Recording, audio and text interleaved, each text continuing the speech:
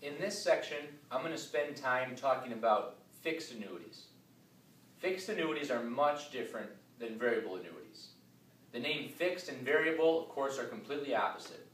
With variable annuities, your principal is going to fluctuate. It's going to vary, depending on how the underlying investments perform.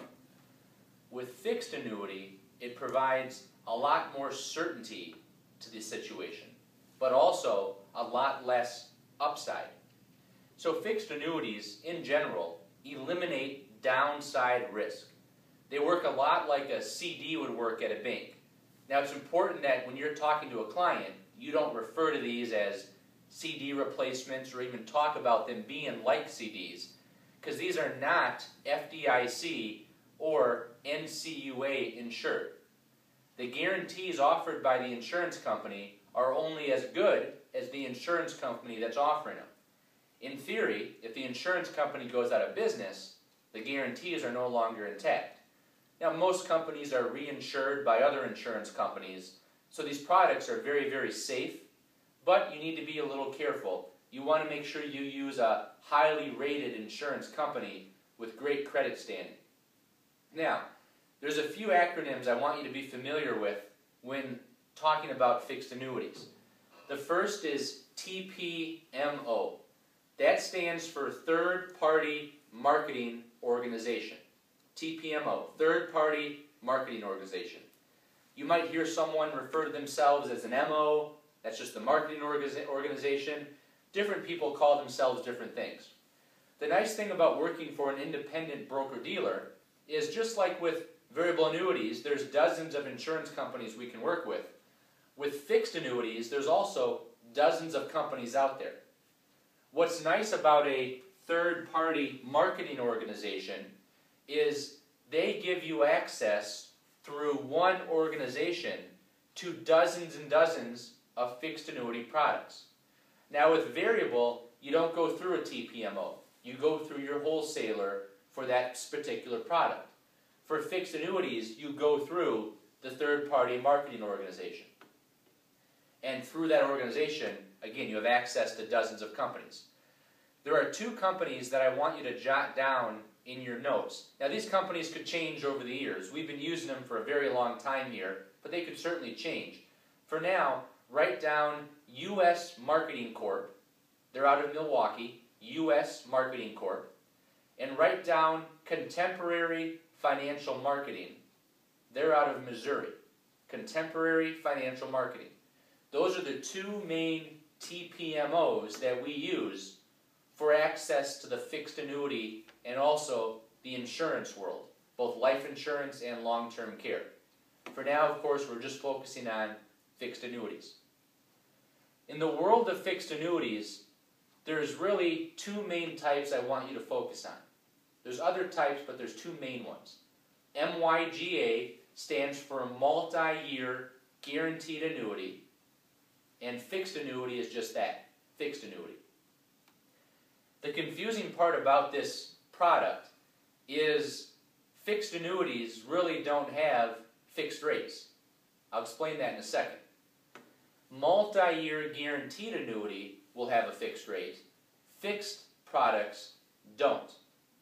A fixed product will usually start out with some sort of base interest rate, and to that base, oftentimes a bonus will be applied to the first year's interest rate. After that first year, the rate will start to float, but there will be some sort of minimum guaranteed rate attached. So I guess you could say that the minimum rate is fixed, but generally they're going to float, and once the money's in there, the money needs to stay in there for a certain surrender period. So let me give you an example. Let's say that there's currently a 7-year product, and that product offers a base rate of 2% with a 1% bonus and a float of 1% with a 1% minimum. Okay? I know that's a lot of percentages, but let me explain how this works.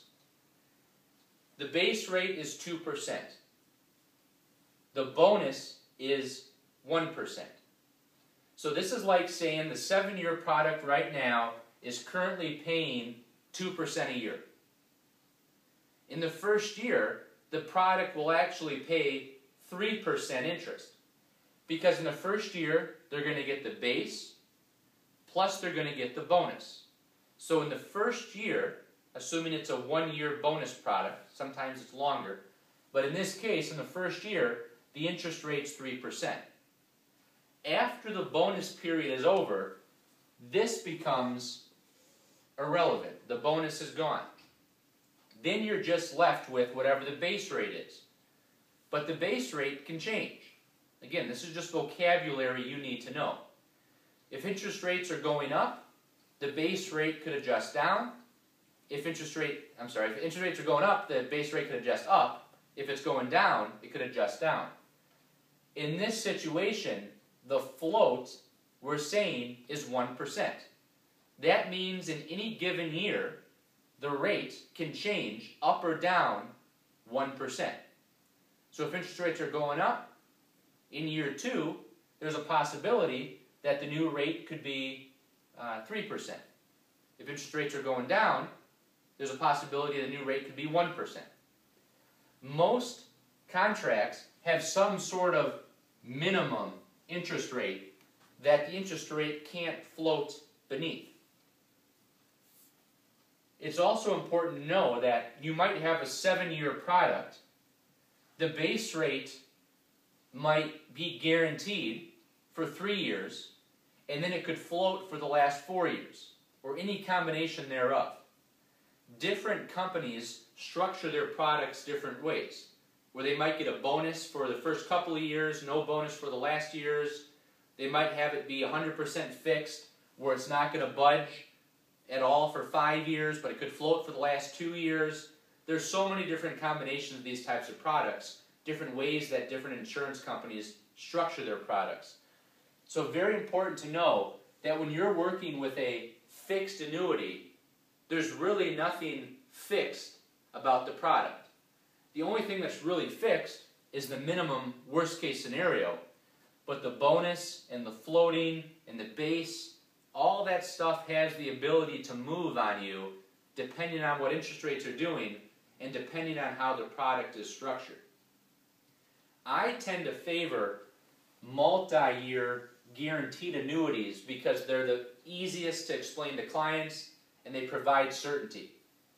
Simply put, it works a lot like a CD. If you buy a 5-year MYGA, that interest rate is guaranteed for 5 years, just the way it is, and after that 5-year period, the surrender's up.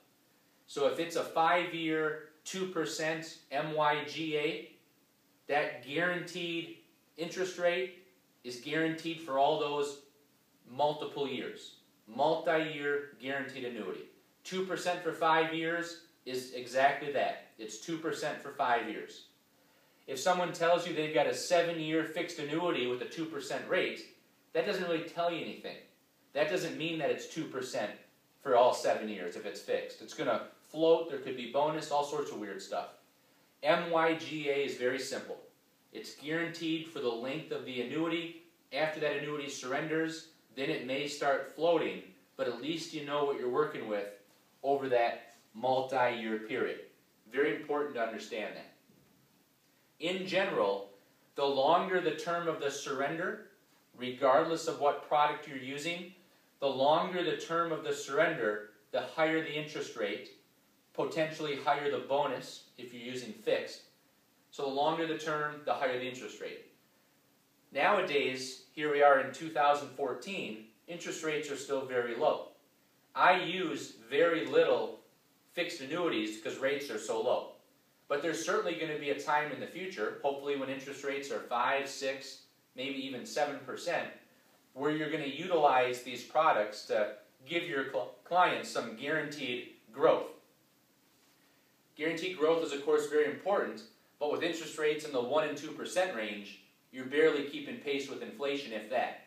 So there's certainly a time and a place for these products, and it's your job as an advisor to know when and how to use them in the way that benefits your clients the most.